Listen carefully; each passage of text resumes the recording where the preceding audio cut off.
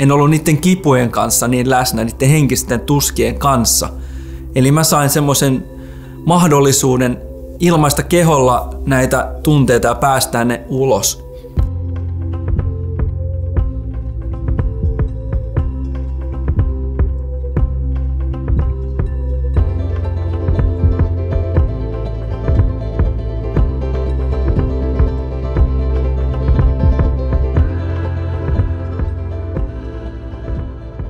Liikunnan positiiviset vaikutukset mun näkemyksen mukaan niin treenin jälkeen on tämmöinen rauhallisempi olo, seesteisempi mieli. Mä oon ehkä muuttanut suhtautumista muihin ihmisiin ja se liikunnassa eniten mulla auttaa justiinsa siihen kommunikaatioon, kun se kommunikaatio on mulle yleensä vaikeaa. Mä oon parantanut sitä kommunikaatiokykyä, että mä pystyn puhumaan ihmisille, mä pystyn kertomaan tunteista, kertomaan itsestäni. Jos otettaisiin 3 vuotta taaksepäin, niin musta ei varmaan niinku sano yhtään mitään irti. No liikunta on myös tuonut mun elämään uusia ystäviä ja pitkäaikaisia ystäviä, että siellä on vesiumpan jälkeen saunan lauteilla niin varmasti itketty ja naurettu ja monet kokemukset jaettu.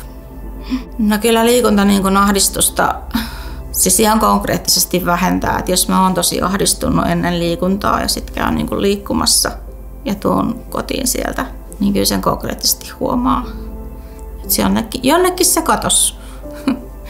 Ajatus siitä, että on niin kuin tehnyt jotain niin kuin tuottavaa, kun on tehnyt jotain, niin siitä voi olla ylpeä. Mun liikkumista esti sairastuminen vakavaan psyykkiseen sairauteen ja sitten sen johdosta tulleeseen vahvaan lääkitykseen. Ja oikeastaan siinä vaiheessa niin oli vaikea löytää syitä liikkua, että enemmänkin mä olin vähän silleen luovuttanut. Se on vähän sitä, että niinku se liikkumisen niinku lähteminen ja se motivaation puute on ehkä niinku se päällimmäinen. Uudet asiat, että niihin on kaikkein vaikeinta lähteä. Sitä ei päässyt tosissaan sieltä sängyn pohjalta ylös millään. Ja silloin olisi varmaan tarvinnut sen kaverin sitten monestikin sieltä, että no niin, nyt lähdetään.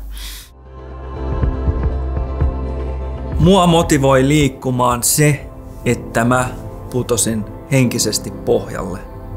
Ja mä koin, että mä olin niin syvällä kuin olla ja voi. Siinä sairastelussa, pahoinvoinnissa, se huono olo alkoi riittää.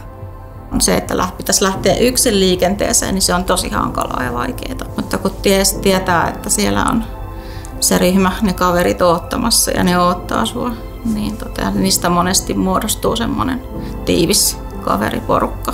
Niin kyllä se niin kuin motivoi monesti. Uudet asiat, vanhat asiat, monet asiat, kaikki asiat.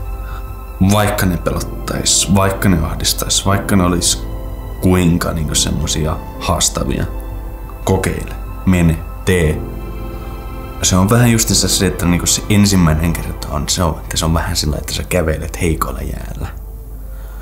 Ja sitten kun sä kävelet vähän pidemmälle, niin yhtäkkiä se onkin paljon kovempaa, kestävämpää.